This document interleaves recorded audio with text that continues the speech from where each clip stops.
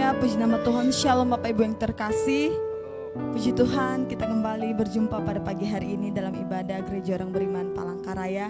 Saya percaya kita semua dalam keadaan baik sebab kita punya Tuhan yang luar biasa. Oleh sebab itu mari kita siapkan hati kita pada pagi hari ini. Mari kita datang dengan penuh kerinduan kepada Tuhan. Kita sampaikan ucapan syukur kita. Tuhan telah menyertai kita sepanjang bulan Februari.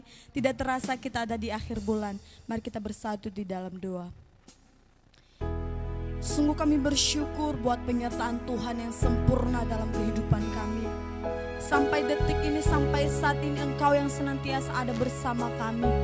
Oleh sebab itu Tuhan, pada pagi hari ini kami segenap umat membawa pujian kami. Kami mau bawa penyembahan kami, mau bawa ucapan syukur kami yang sungguh-sungguh lahir dari hati kami. Sebab betapa kami menyadari kami punya Tuhan yang luar biasa. Engkau Allah kami satu-satunya, tiada Allah seperti Engkau Tuhan. Engkau memberikan kami kasih yang luar biasa. Pada pagi hari ini kami memberikan waktu kami yang terbaik untuk beribadah kepadamu Tuhan. Sungguh-sungguh kami datang dengan penuh kerinduan. Kami bawa segenap hati jiwa kami untuk memuliakan Engkau. Biarlah ibadah kami pada pagi hari ini sungguh-sungguh mengandung janji-Mu. Sebab kami percaya setiap doa-doa kami akan Engkau jawab tahun ini dalam nama Yesus. Bulan yang akan kami sambut, bulan Maret, kami percaya penyertaan-Mu lebih sempurna dalam kehidupan kami. Terima kasih Tuhan, kami siapkan hati kami. Kami masuk hadirat-Mu penuh dengan kekudusan sebab Engkau yang kudus Tuhan. Terpujilah Engkau, terpuji Engkau selama-lamanya dalam kehidupan kami. Bapak Ibu Saudara, mari kita sama-sama belajar lagu ini.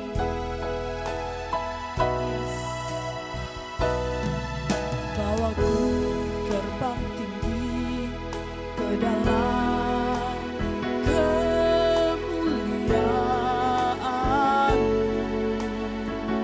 Amin. Melintasi semua awan agar sampai tatamu Tuhan. Nyatakan ku persembahkan korbanku. Persembahkan korbanku, segala hormat pujian bagimu. Sembah sujudku, sembah sujudku, segenap jiwa bagimu. Sekali lagi kita naikkan pujian ini, sama-sama kita belajar nyatakan. Bawaku terbang tinggi ke dalam kemuliaan-Mu, melintasi semua awan, melintasi semua awan agar sampai tatamu Tuhan. Mari persembahkan segenap hidupmu bagi Tuhan. Ku persembahkan korbanku, segala hormat pujian bagimu. Sembah sujudku,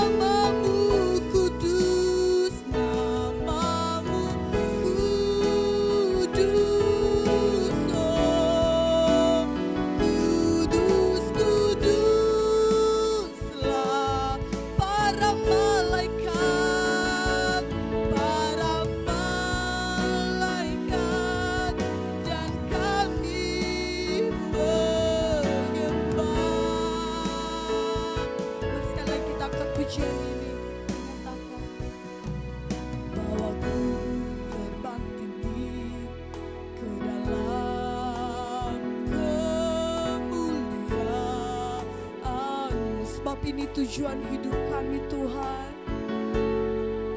Melintasi semua awan agar sampai katamu Tuhan.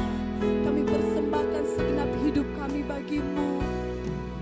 Ku persembahkan korbanku, segala hormat pujian bagimu. Sembah sujudku, sembah sujudku, segenap jiwa ya Tuhan. Kau maha besar, kau maha besar, kau maha tinggi, yang maha tinggi. Semua makhluk angkat suara memuji. Selamanya kau kudus, namamu kudus, kuduslah engkau, kudus, kuduslah. Nyatakan para malaikat dan kami menyembah.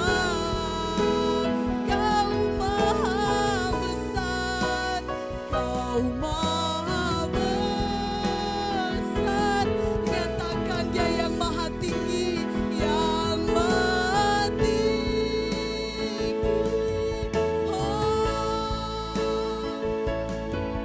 Semua makhluk angkat suara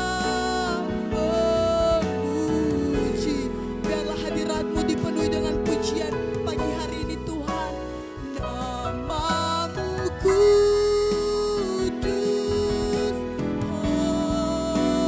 kudus, kuduslah. Amin.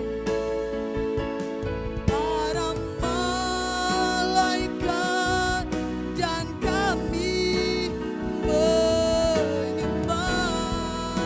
Nyatakan sekali lagi dia yang besar, kau maha besar, yang maha tinggi. Amin Tuhan. Semua makhluk angkat suara memuji. Kau yang kudus, namamu kudus, kudus, kuduslah.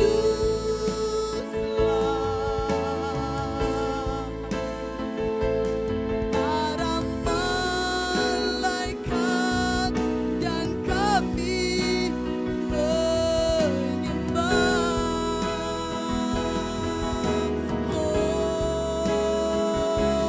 Para malaikat dan kami menyembah. Kami sembah Engkau. Para malaikat dan kami menyembah. Mari sama-sama kita sembah Tuhan pagi hari ini. Haleluya. Kami sembah, kami sembah Engkau di hadirat-Mu Yesus. Bapak Ibu Saudara dimanapun engkau berada, angkat sembahmu pagi hari ini buat Tuhan. Sebab ada kuasa di dalam penyembahan, ada berkat yang Tuhan limpahkan di dalam setiap ucapan syukur. Oh, haleluya. Bawa kami semakin melekat kepadamu Tuhan. Ini setiap penyembahan umat mujizat-Mu ya Bapa. Kami percaya Engkau berkuasa, Engkau bertata di atas setiap pujian kami. Terima kasih, oh terima kasih. Kau sungguh baik, Kau teramat baik bagi setiap kami. Kami mau selalu memuji-Mu, kami mau selalu sembah Tuhan. Sebab Kau besar, ajaib segala perbuatan-Mu. Haleluya, terpujilah nama-Mu Yesus. Kau segalanya, Kau segalanya. Kami angkat tangan kami Tuhan, kami percaya Engkau turunkan kuasa-Mu bagi setiap kami. Kami bawa sembah kami bagi-Mu. Haleluya. Sebab kami tahu Tuhan Engkau menciptakan kami untuk menjadi penyembah-Mu. Biarlah setiap penyembahan kami sungguh-sungguh lahir dari hati kami untuk Engkau Tuhan. Terpujilah Engkau Tuhan. Sama-sama kita naikkan pujian ini. Biarlah ini menjadi kerinduan kita untuk Tuhan. Yes. Oh, inilah yang ku rindukan. Amin. Setiap waktu naikkan pujian-Mu, nyanyian pujian dan pengagungan, amin, kepadamu.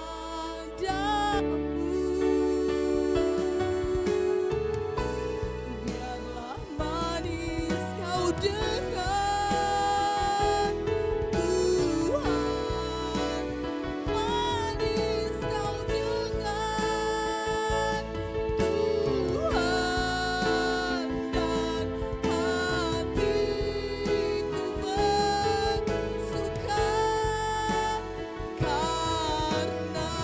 Mari sambil angkat tangan menyatakan bagi Tuhan, oh inilah yang ku rindukan setiap waktu.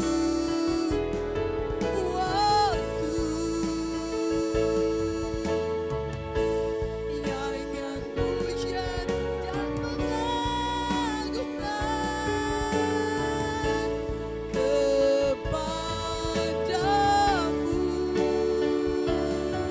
Oh, biarlah manis Kau dengar Tuhan, manis Kau dengar Tuhan, dan hatiku bersuka karena-Mu. Oh, biarlah manis Kau dengar Tuhan, manis Kau dengar Tuhan, dan hatiku bersuka karena-Mu. Oh, biarlah manis Kau dengar Tuhan, manis Kau dengar Tuhan, dan hatiku bersuka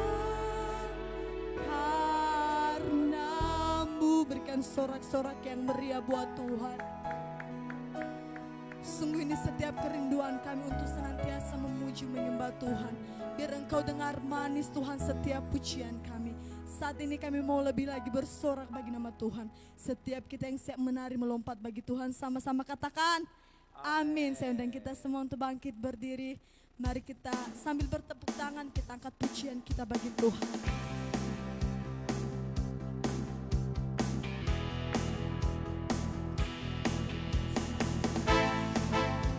Sama-sama kita nyatakan pujian kita bagi pagi hari ini bagi Tuhan. Dari utara ke selatan, terdengar pujian bagi Allah. Dari barat sampai ke timur, nama Yesus disanjung tinggi.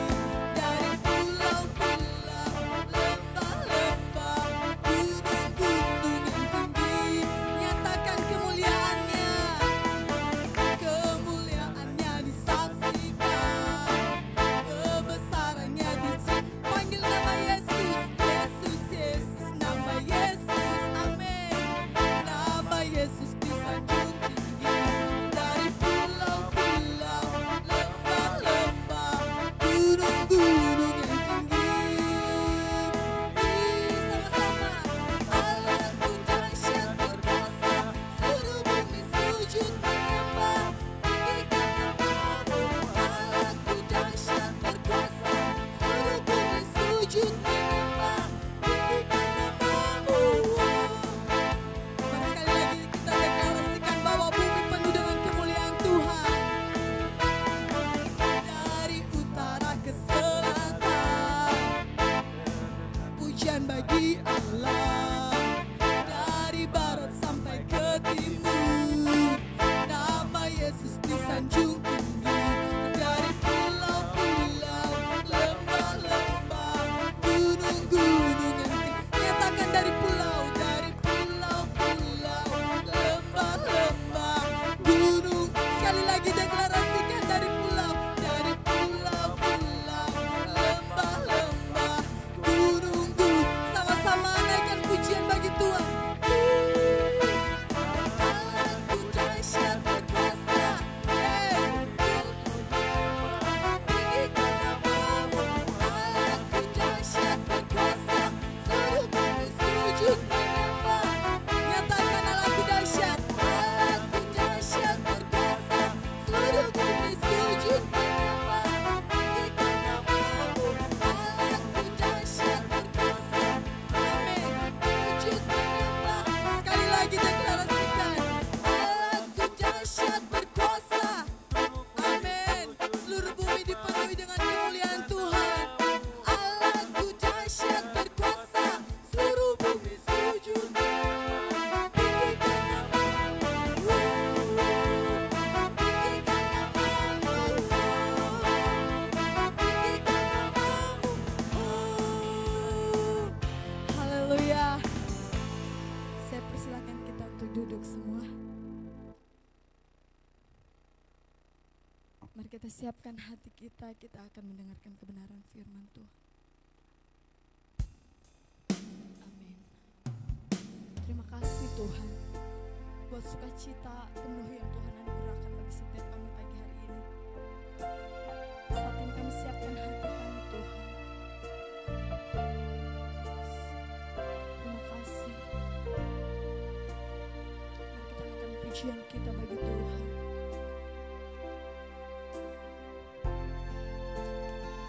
Kami percaya Engkau yang ada di setiap musim hidup kami Tuhan. Setiap persoalan yang kami hadapi, Engkau senantiasa memberikan kami jalan keluar. Terpujilah Engkau Tuhan. Bersama-sama kita naikkan pujian kita. Ketika ku hadapi kehidupan ini, jalan mana yang harus ku pilih? Ku tahu ku tak mampu, ku tahu ku tak sanggup.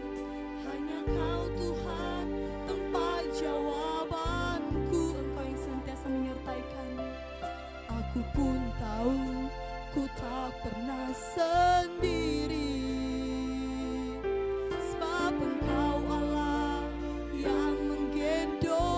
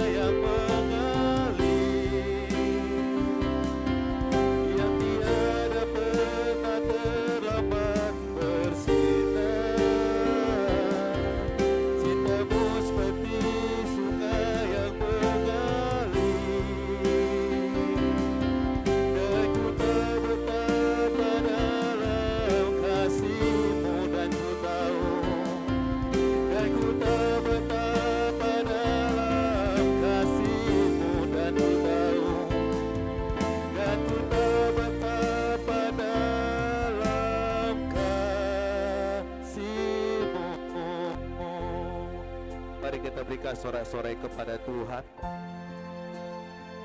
Kami sangat bersyukur untuk cinta-Mu yang begitu dalam bagi kami. Berterima kasih Tuhan untuk kebaikan-Mu. Di minggu yang terakhir di bulan Februari, tepatnya tanggal 28, kami dapat beribadah kepada Tuhan, memuji dan menyembah Tuhan. Itu pun adalah kasih karunia Tuhan bagi setiap kami. Dan saatnya bersama-sama kami akan dengarkan firman Tuhan.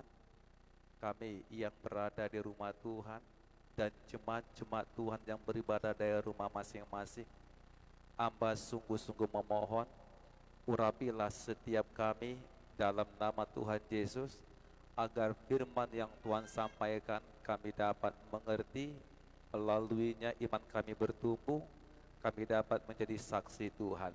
Terima kasih, kami buka hati kami, sambut Tuhan dalam firman-Nya. Setiap kita yang siap dengarkan firman Tuhan, mari bersama-sama kita katakan amin.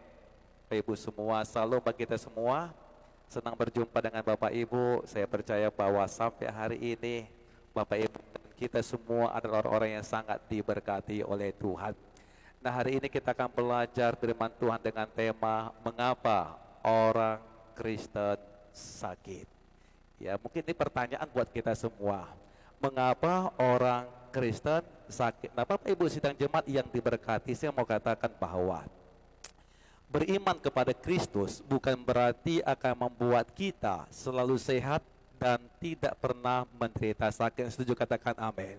Nah, orang Kristen bukanlah orang yang kebal dari penyakit atau tidak bisa sakit. Sama Bapak Ibu dan saya dan mereka yang belum percaya kepada Tuhan, tidak seorang pun yang kebal akan penyakit. Sepintar-pintarnya kita menjaga diri, saya percaya bahwa penyakit itu bisa saja menghampiri kita, bahkan penyakit itu bisa saja kita alami. Nah, pertanyaan pentingnya bagi kita hari ini, mengapa orang Kristen juga bisa sakit? Nah, Bapak Ibu yang ada di rumah, yang kita di sini, sekalipun kita adalah orang-orang yang sangat setia beribadah kepada Tuhan, orang-orang yang sangat mengasihi Tuhan, yang dengan tepat melakukan kebenaran firman Tuhan, saudara dan saya pun bukan berarti bebas dari sakit. Bisa. Nah, pertanyaannya sama kita hari ini yang kita bahas adalah mengapa orang-orang Kristen bisa sakit. Paling tidak saya mau menyampaikan kepada kita semua ada 5 alasan mengapa orang Kristen bisa sakit. Nah, yang pertama, kita coba melihat firman Tuhan dalam 1 Korintus 11 ayat 29 sampai dengan 31. Ini alasan yang pertama, mengapa orang Kristen bisa sakit. Jadi yang kita pelajari hari ini semua kita temukan di dalam Alkitab. Sama-sama kita baca 1 Korintus 11 ayat 29 sampai dengan 31, 1, 2, 3. Karena barang siapa makan dan minum tanpa mengakui tubuh Tuhan, ia mendatangkan hukuman atas dirinya. Sebab itu banyak di antara kamu yang lemah dan sakit, dan tidak sedikit yang meninggal. Kalau kita menguji diri kita sendiri, hukuman tidak menimpa kita. Jadi Alkitab bilang kepada saudara dan saya, barang siapa makan dan minum tanpa mengakui tubuh Tuhan, kata kuncinya tanpa mengakui tubuh Tuhan, ia mendatangkan hukuman atas dirinya. Bagaimana bentuk atau rupa hukuman itu? Ayat 30 bilang, sebab itu banyak di antara kamu yang lemah dan sakit, dan tidak sedikit yang meninggal dunia. Nah, artinya yang pertama, mengapa orang Kristen itu bisa sakit? Dari 1 Korintus 11 ayat 29 sampai dengan 31, kita temukan jawabannya karena tidak mengakui tubuh Tuhan. Nah, kita memberitahukan dengan jelas bahwa salah satu alasan beberapa orang Kristen yang lemah dan sakit bahkan meninggal di kota Korintus pada waktu itu adalah bahwa mereka tidak mengakui tubuh Tuhan ketika mereka ambil bagian dalam sakramen perjamuan kudus. Nah, orang Kristen atau kita kesulitan mengenai frasa tanpa mengakui tubuh Tuhan. Kira-kira frasa ini sedang berbicara tentang apa? Karena multitafsir. banyak penafsiran di luar sana yang kita dengar tentang tanpa mengakui tubuh Tuhan ini. Nah, kita akan coba melihat supaya kita kalimat ini menjadi terang benderang bagi kita. Kita coba melihat perbandingan dari beberapa Alkitab yang diterjemahkan oleh Lembaga Alkitab Indonesia supaya kita dengan tepat memahami arti atau frasa dari kata tanpa mengakui tubuh Tuhan. Yang pertama kita bisa melihat dari bahasa Indonesia masa kini, Alkitab bahasa Indonesia masa kini, dalam ayat 29 berkata demikian, sebab kalau orang makan roti dan minum anggur tanpa mengindahkan bahwa perjamuan itu berkenaan dengan tubuh Tuhan, orang itu makan dan minum untuk menerima hukuman Allah atas dirinya sendiri. Jadi Alkitab bahasa Indonesia masa kini bilang gini, sebab kalau orang makan roti dan minum anggur tanpa mengindahkan bahwa perjamuan itu berkenaan dengan tubuh Tuhan, orang itu makan dan minum untuk menerima hukuman Allah atas dirinya sendiri. Nah, sementara terjemahan bahasa yang lain, bahasa Alkitab firman Allah yang hidup, ayat 29 bilang begini, sebab kalau ia makan roti dan minum dari cawan itu dengan cara yang tidak patut tanpa memikirkan tubuh Kristus dan memahami artinya, ia mendatangkan hukuman Allah ke atas dirinya sebab ia meremehkan kematian Kristus.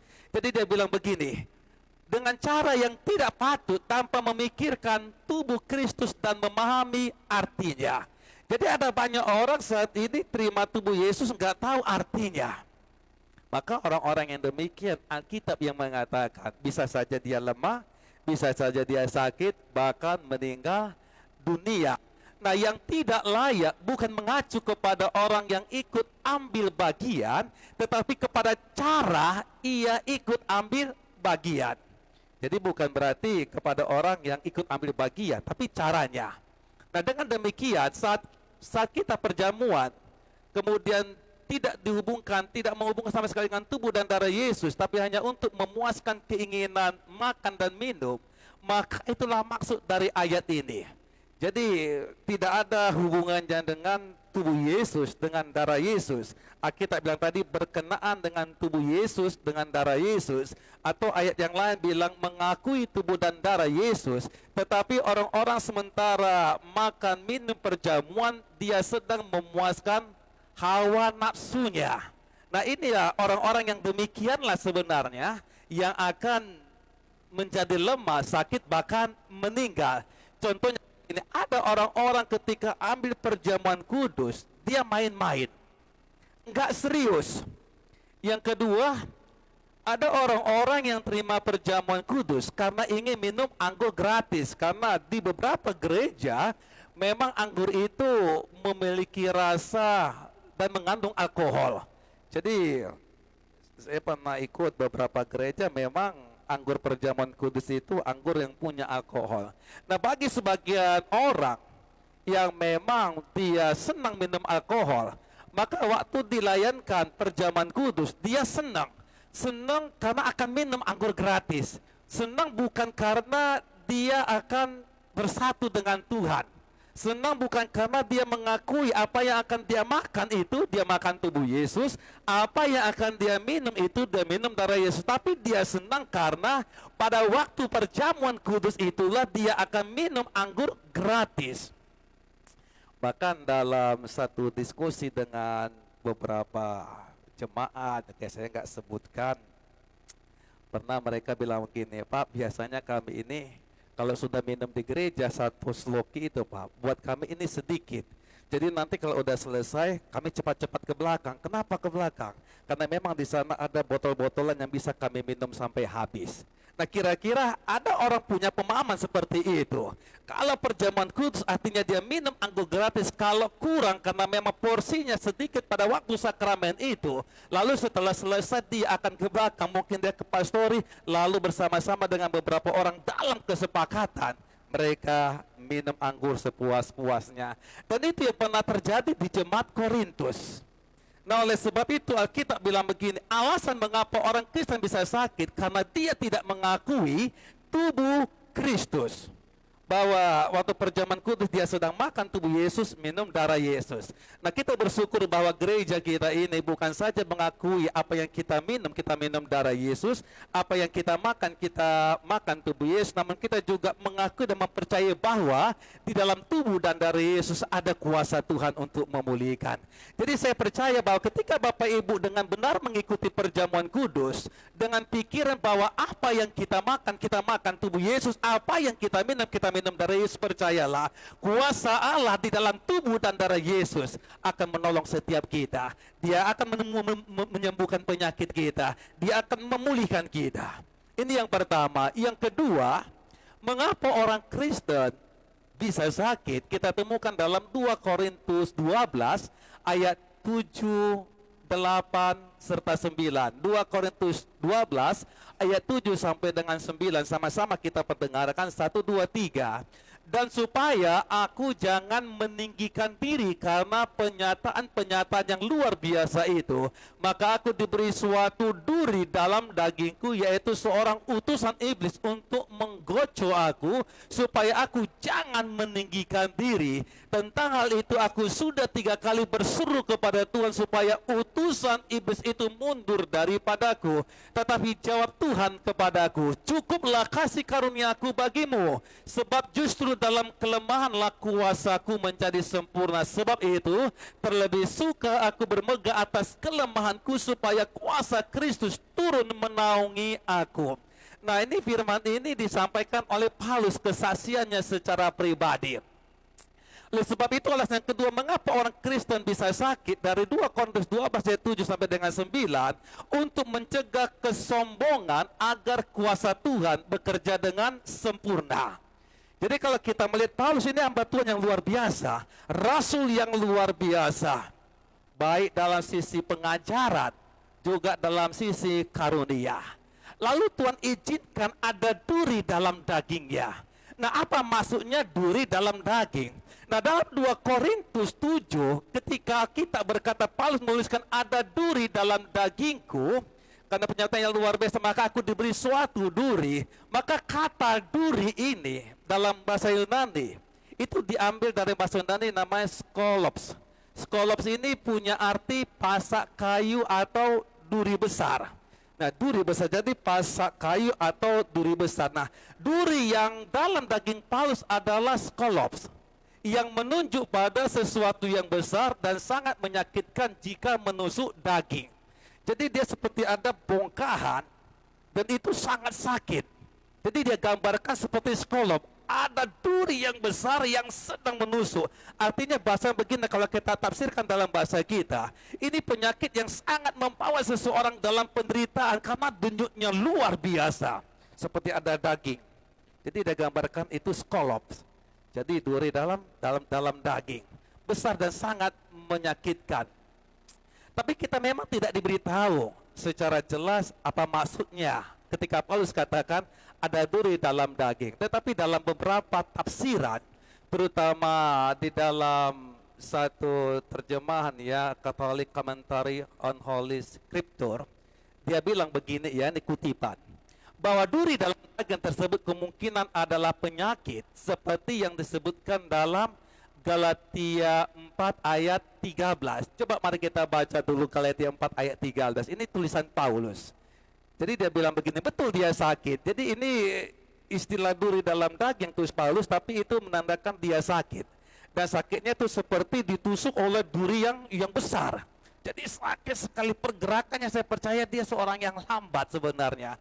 Tapi perhatikan rohnya luar biasa. Mari sama-sama kita baca Galatia 4 ayat 13 bilang begini, kamu tahu bahwa aku pertama kali telah memberitakan Injil kepadamu oleh karena aku sakit pada tubuhku. Jadi waktu dia datang ke kota Galatia, dia datang dalam keadaan sakit. Karena kamu tahu bahwa aku pertama kali telah memberitakan Injil kepadamu oleh karena aku sakit pada tubuhku. Nah, jadi dia bilang karena sakit. Nah, kemungkinan penyakitnya itu kalau dalam bahasa medis ya, ini tafsiran, itu adalah nervous disorder, artinya kelainan yang menyebabkan gugup, optalmia atau kelainan mata atau malaria. Tapi ini masih kemungkinan. Sementara utusan iblis yang disebutkan di sana mengacu kepada kenyataan bahwa segala bentuk kelainan dan penyakit dihubungkan dengan iblis. Jadi Paulus coba bilang begini, segala kelemahan tubuh dan penyakit yang menyerang aku itu adalah pekerjaan iblis, dihubungkan dengan iblis. Saya sangat percaya bahwa di Alkitab membuka satu kesaksian bagi kita bagaimana iblis dan pekerjaannya atau pekerjaan iblis salah satu adalah mendatangkan penyakit. Jadi Paulus sudah secara gamblang dia bilang, itu utusan iblis, penyakit itu utusan iblis, dikaitkan dan hubungkan dengan iblis. Nah oleh sebab itu Bapak Ibu sidang jemaat yang diberkati, pada awalnya Paulus enggak mengerti kenapa penyakit itu diberikan kepadanya.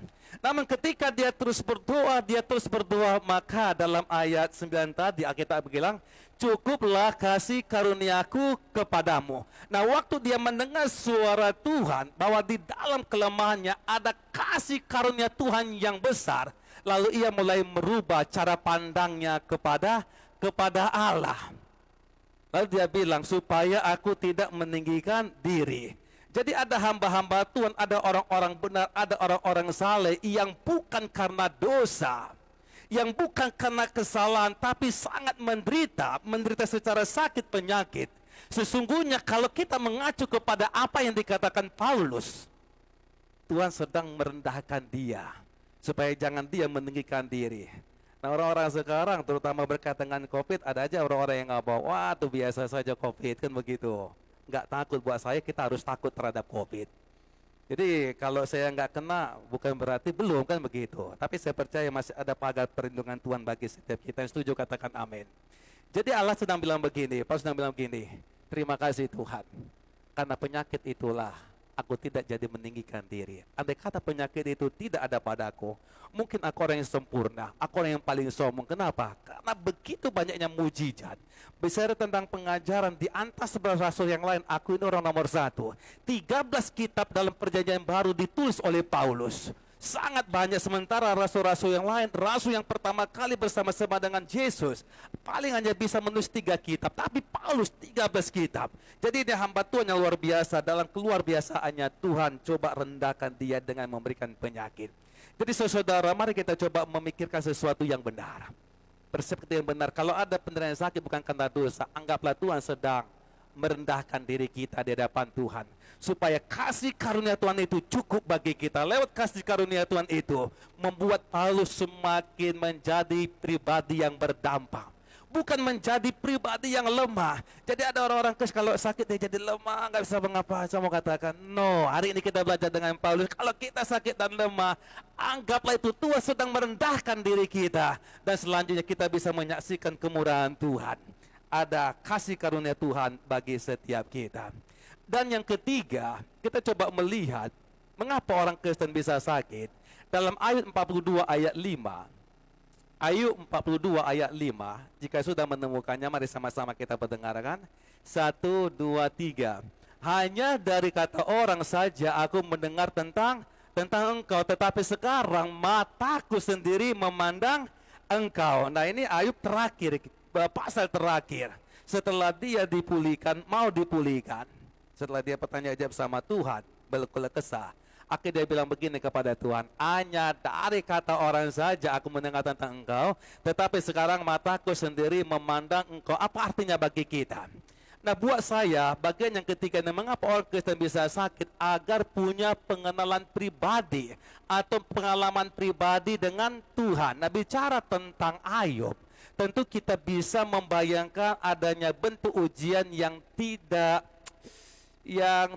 biasa, tetapi ujian iman yang luar biasa. Kenapa? Karena Ayub bukan orang yang berdosa, Ayub bukan orang yang jahat, Ayub bukan orang yang curang, Ayub bukan korupsi. Dia kaya karena memang dia bekerja, dia kaya karena dia mengandalkan Tuhan, dia kaya karena dia diberkati Tuhan, dia kaya karena memang Tuhan izinkan dia kaya, Tuhan agari dia dengan banyak. Tapi perhatikan, waktu iblis datang menghadap Allah, Allah bilang gini, hei iblis, dari mana engkau?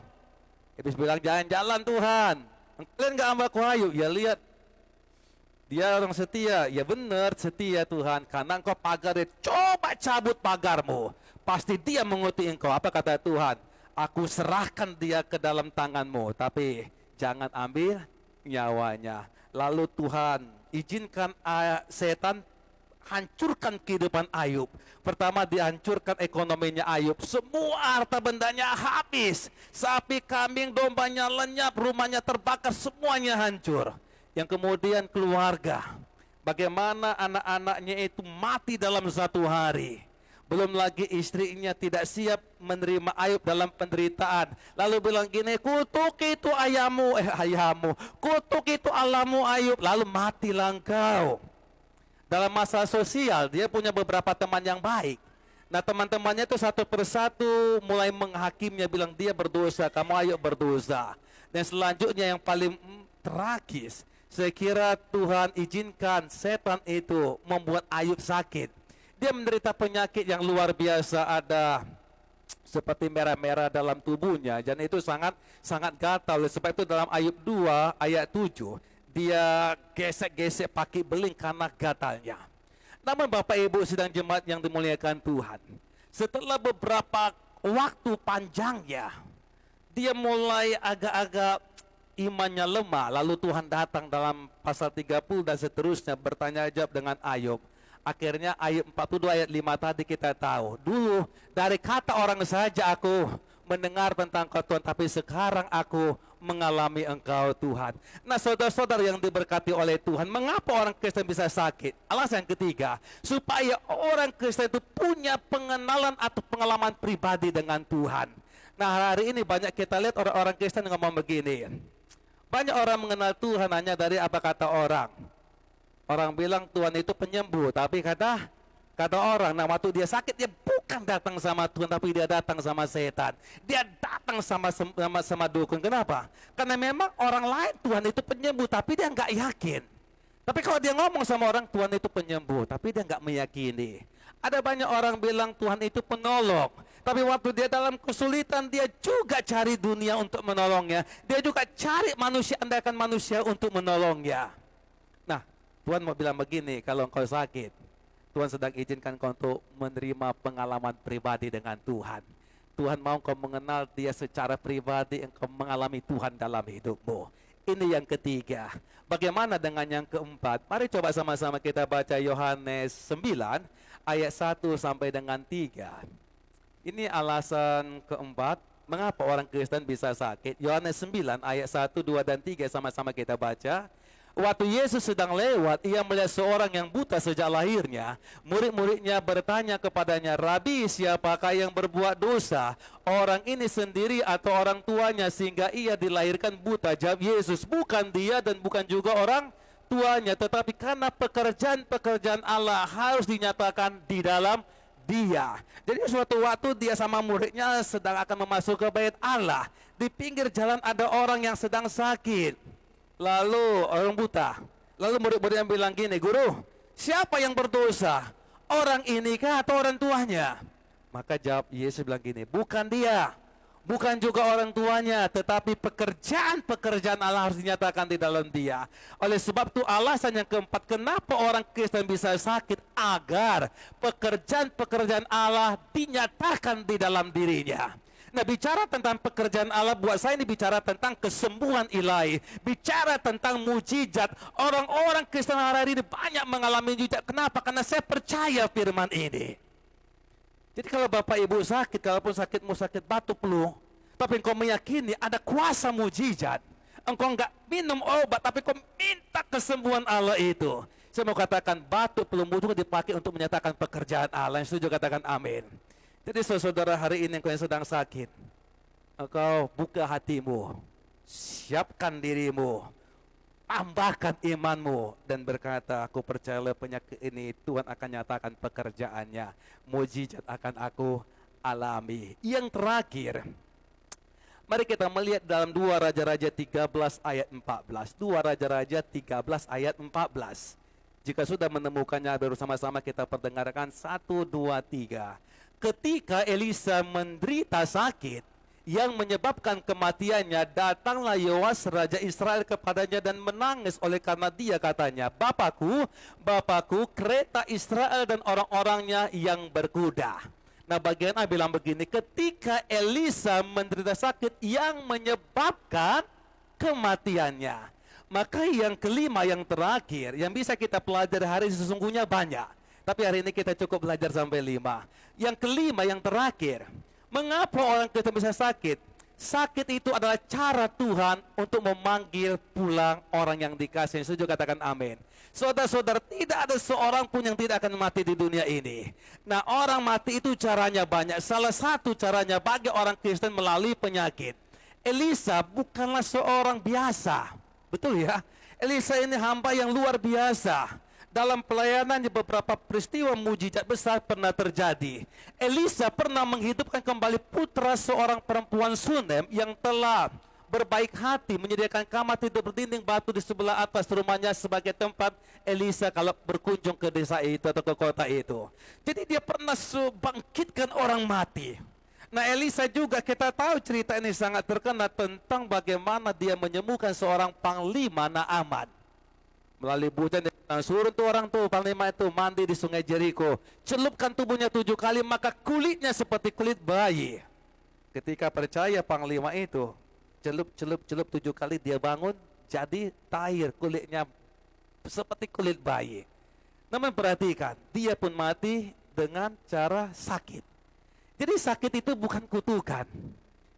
Ya, sakit itu bukan melulu dosa. Tapi buat saya sakit itu pun cara Tuhan untuk memanggil orang yang dikasihi untuk kembali ke rumah Bapa di sorga. Dan hari ini memang banyak orang sakit meninggal.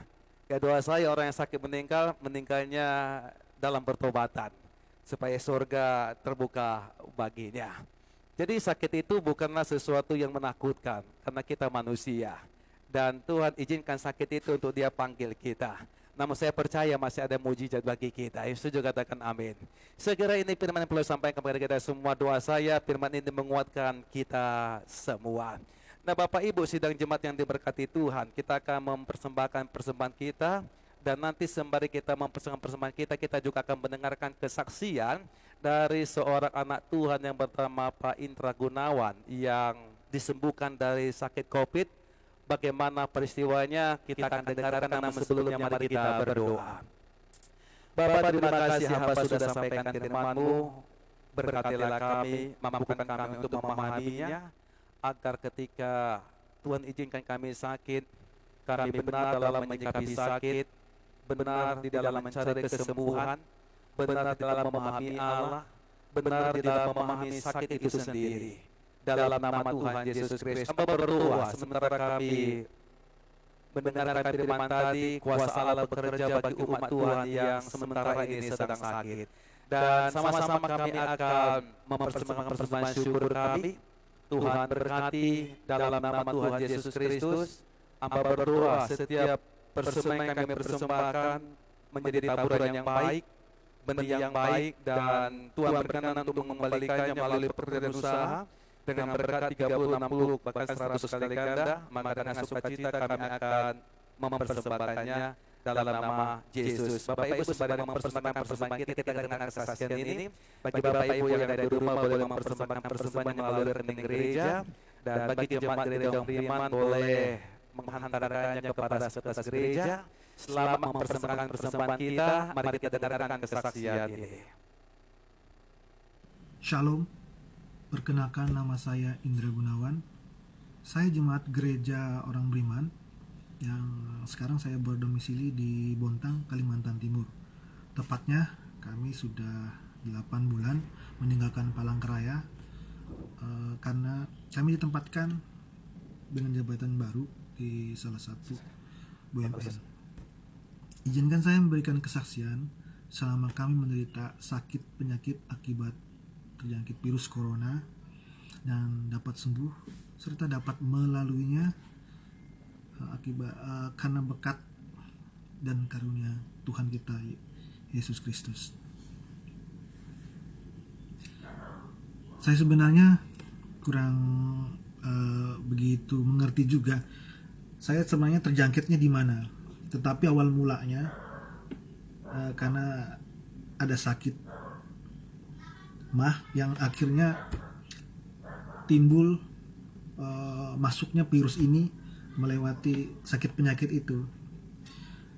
Tepatnya pada tanggal 18 Januari 2021.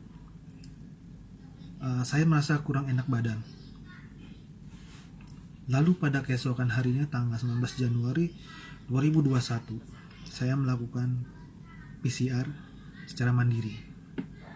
Dan dari situ saya dinyatakan positif COVID-19. Padahal pada waktu itu tanggal 19 Januari 2021 tersebut saya sedang merayakan ulang tahun saya yang ke-45. Sangat menyedihkan sebenarnya, karena anak dan istri saya telah menyiapkan kue ulang tahun yang akhirnya dibagikan kepada tetangga, sedangkan saya sendiri belum sempat mencicipi karena sakit, demam, pusing, tidak mau makan pada hari tersebut. Saya sudah merasa masa-masa kritis, saya rasa seperti itu. Tapi sebenarnya kalau mereka tahu, tetangga tersebut tahu bahwa ada orang yang sakit corona di rumah kami, kemungkinan besar kue yang mereka bawa mereka buang ke bak sampah. Kira-kira seperti itu pikir saya secara negatif thinking saya seperti itu. Setelah saya nyatakan positif itu selama 9 hari, saya tidak bisa tidur dengan nyenyak karena demam tinggi, merasakan badan lemah, letih, dan lesu atau disebut 3L. Kemudian saya susah sekali makan dan sakit kepala yang mau pecah rasanya. Sebenarnya kami mau dirawat di rumah sakit, tapi ternyata pihak rumah sakit menolak. Ada 2 rumah sakit yang kami kunjungi dengan keadaan waktu itu saya demam tinggi,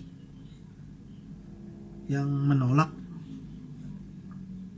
supaya kami diisolasi sendiri aja di rumah, karena dengan alasan saya tidak sesak napas.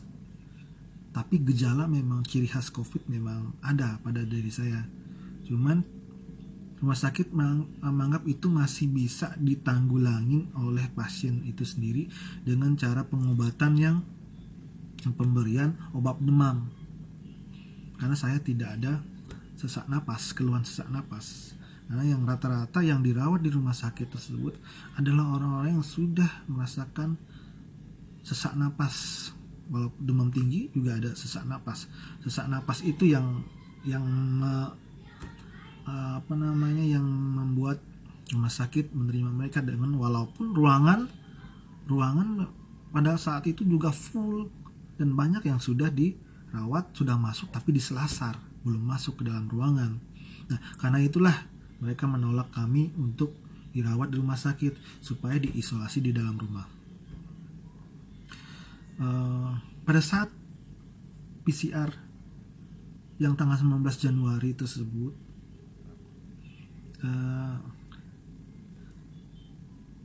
saya sendiri nyatakan positif.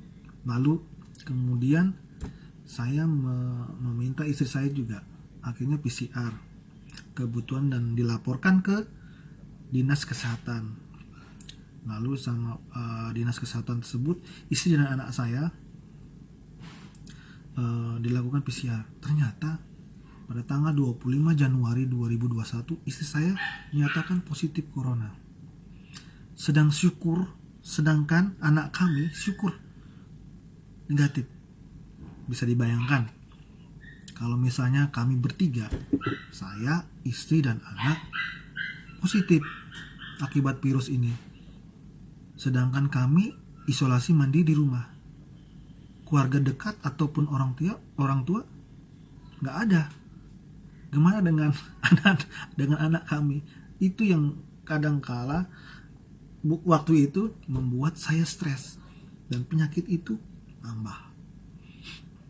Kalau kita stres, kepikiran dengan hal yang di luar kemampuan kita, penyakit itu akan kayaknya semakin melonjak kegembiraannya untuk menyerang kita. Tapi beruntung pada saat kami isolasi mandiri dengan 2 orang yang positif, makanan itu setiap ada yang ngantar. Tuhan itu begitu baik. Tuhan itu sayang kepada kami. Tuhan tidak diam. Melalui tetangga, melalui teman kantor, kami diantar makanan. Dan ada juga yang mengantar bahan makan, ada telur, ada sayur. Walaupun ada juga yang kami lewat Grab juga ada. Rupanya gak ada masalah pada saat itu. Tapi kami sendiri untuk menyiapkan makanan, untuk memasak itu yang agak kesusahan. Di satu sisi adalah kami positif, sedangkan kami memberi makan anak kami yang waktu itu posisinya masih negatif. Itulah yang jadi permasalahan besar buat kami.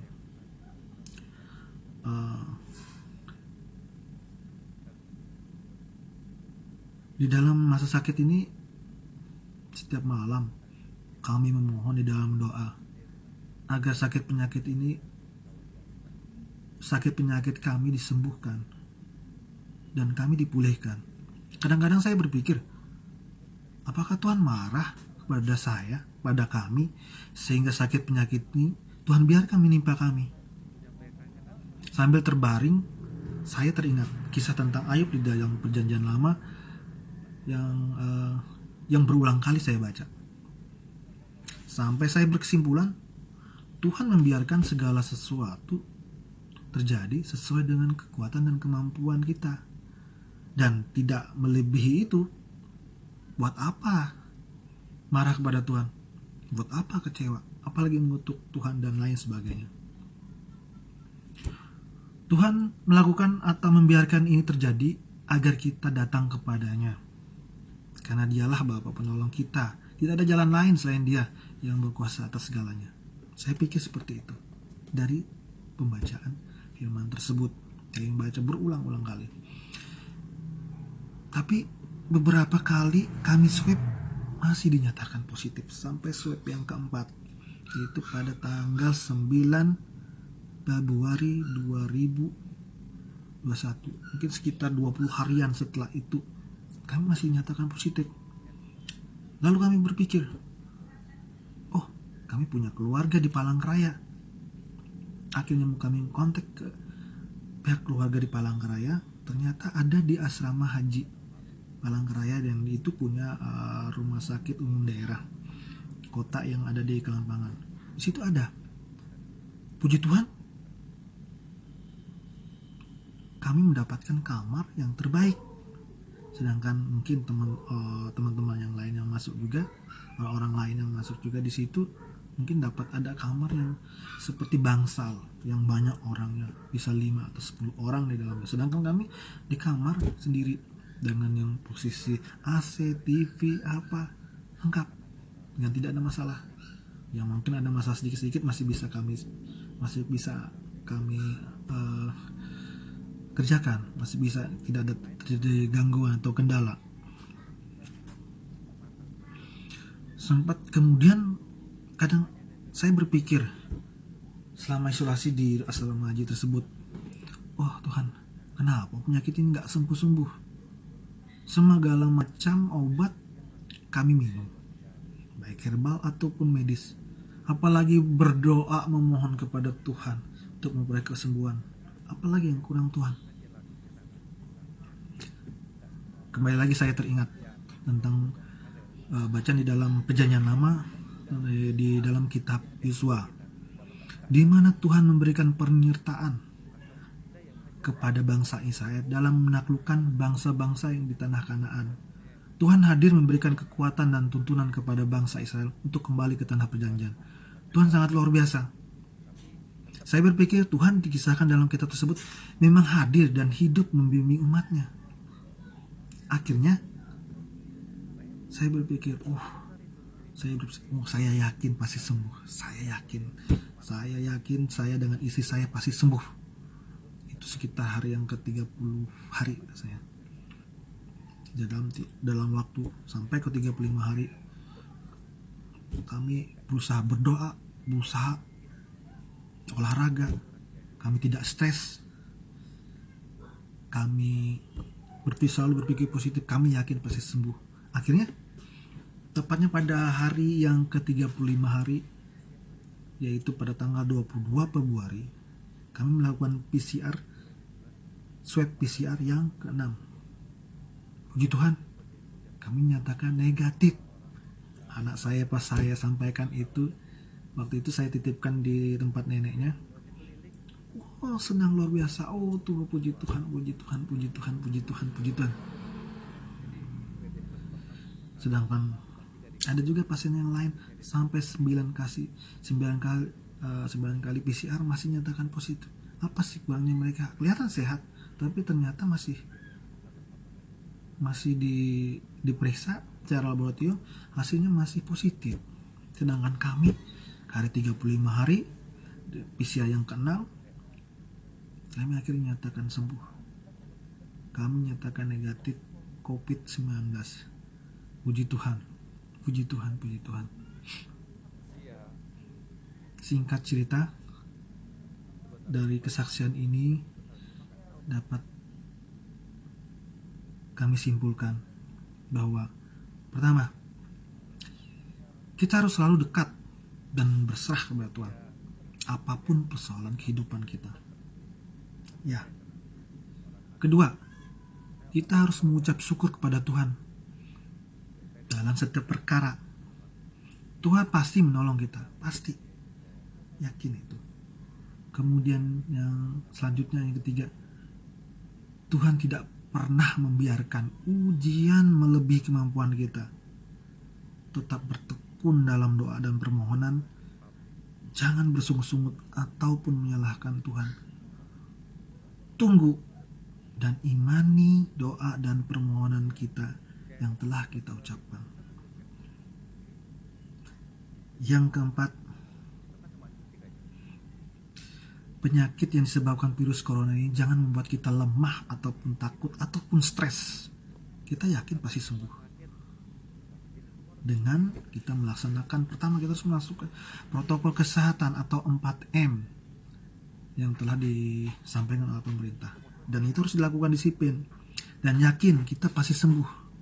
Tuhan beserta kita. Itu yang paling terakhir. Demikianlah kesaksian yang dapat kami sampaikan.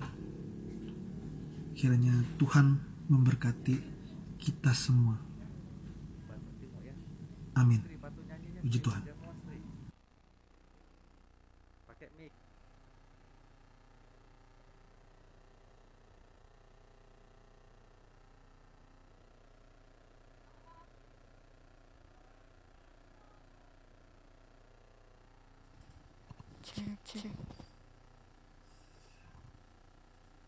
Haleluya.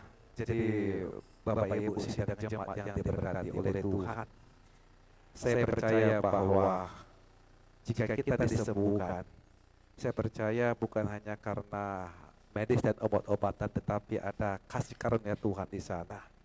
Terima kasih buat Pak Indra Gunawan yang telah menyaksikan pengalaman sakit COVID-nya dan Tuhan telah menolong. Tuhan Yesus selalu memberkati Bapak dan Ibu bersama dengan keluarga. Dan jemaat Tuhan, mari sama-sama kita akan terima perjamuan kudus. Sebelumnya mari kita nyanyikan satu pujian sembari kita siapkan perjamuan kita. Oleh kuasa darahnya. Kuasa darahmu, kau telah tebus dosaku. Kekudusanmu melingkupiku, kasih-Mu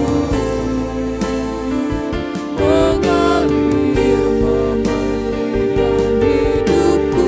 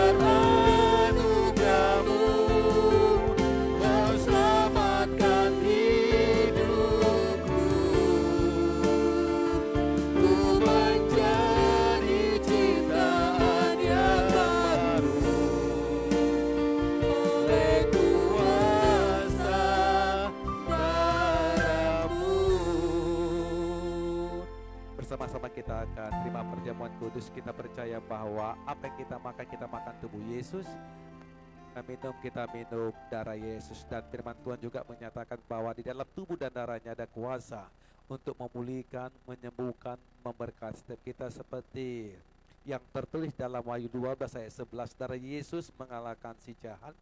1 Petrus 2 ayat 24, darah Yesus menyembuhkan sakit penyakit kita. Galatia 3:13, tubuh dan darah Yesus membebaskan kita dari segala kutuk. Yohanes 6 ayat 54, 55, 56, tubuh Yesus memberikan kepada Bapak, Ibu, dan saya hidup yang kekal di surga. Dan dalam Matius 26 ayat 27, 28, darah Yesus memberikan pengampunan atas segala dosa. Ada waktu bagi kita masing-masing untuk berdoa secara pribadi kepada Tuhan. Datanglah dengan kerendahan hati, mintalah sesuatu yang baik kepada Tuhan dalam doa dan permohonan yang disertai dengan ucapan syukur. Masing-masing kita berdoa.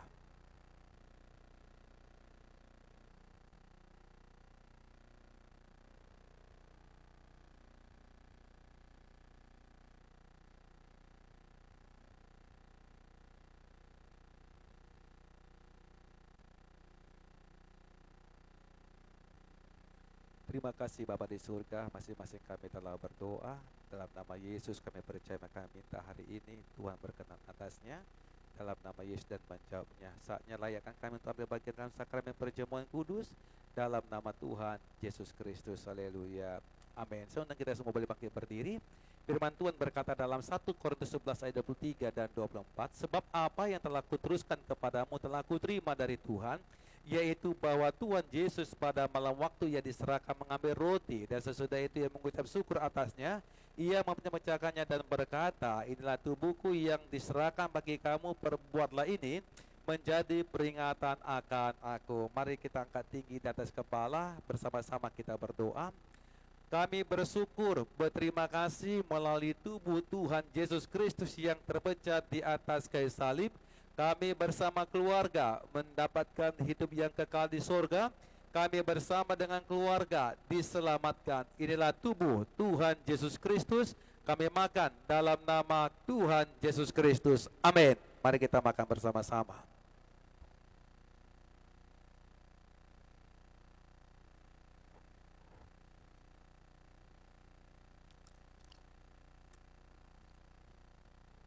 Satu Korintus 11 ayat 25, firman Tuhan berkata, demikian juga ia mengambil cawan sesudah makan lalu berkata, cawan ini adalah perjanjian baru yang dimateraikan oleh darahku. Perbuatlah ini setiap kali kamu meminumnya menjadi peringatan akan aku. Mari kembali kita angkat tinggi atas kepala, bersama-sama kita berdoa.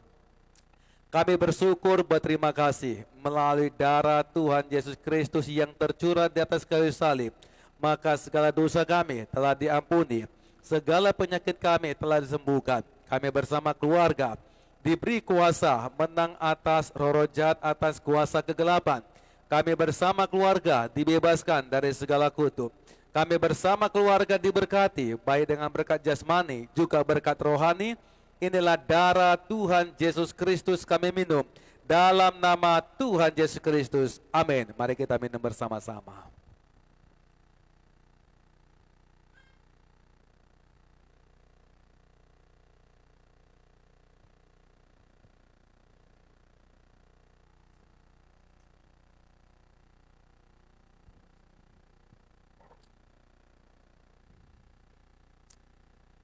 Mari kita berdoa.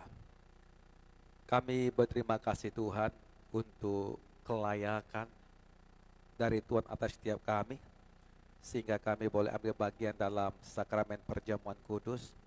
Kami percaya bahwa kami ada di dalam Tuhan, Tuhan di dalam kami. Bapa, dalam nama Tuhan Yesus, hamba mengangkat tangan memohonkan berkat-Mu untuk setiap sidang jemaat-Mu yang terima perjamuan kudus bersama dengan kami. Jika ada di antara mereka yang sakit, mari Tuhan jumpai dengan kuasa darah-Mu. Sembuhlah mereka dalam nama Tuhan Yesus Kristus. Hamba berdoa untuk tiap rumah tangga umat-Mu, tetaplah berkati dan semakin berkati Tuhan Yesus Kristus.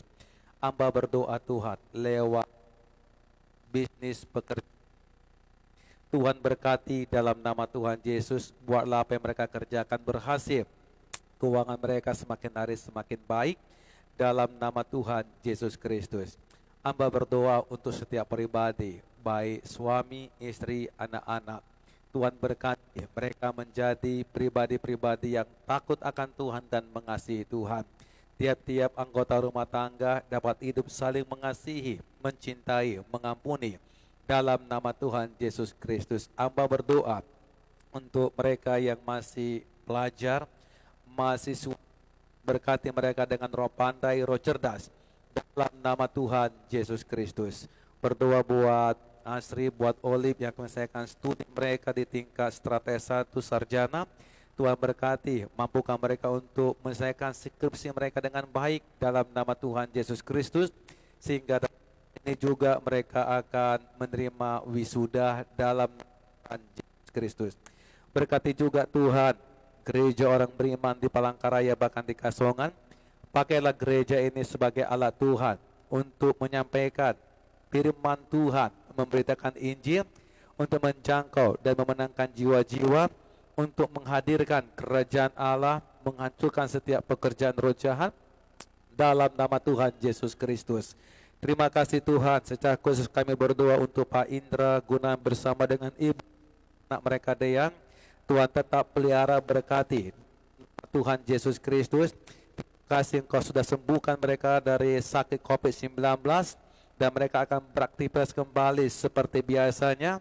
Dan sore nanti Pak Indra akan kembali ke tempat tugasnya di Bontang, Kalimantan Timur. Tuhan berkati dalam nama Tuhan Yesus, perjalanan disertai Tuhan hingga tiba di Bontang.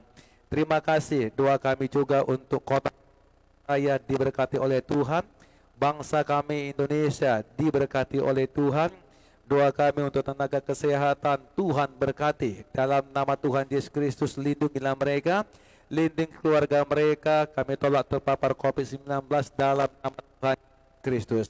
Dan setiap pasien COVID, terlebih anak-anak Tuhan, dalam nama Yesus, jumpai oleh kuasa bilur-Mu, sembuhkanlah mereka dalam nama Tuhan Yesus Kristus. Terima kasih Tuhan. Inilah doa dan seruan kami. Di dalam nama Yesus kami sudah berdoa, dan bersama-sama kami akan berdoa. Bapa kami, doa yang Tuhan Yesus ajarkan kepada murid-murid, sama-sama kami perkatakan. Bapa kami yang di surga, dikuduskanlah nama-Mu, datanglah kerajaan-Mu, jadilah kehendak-Mu di bumi seperti di surga.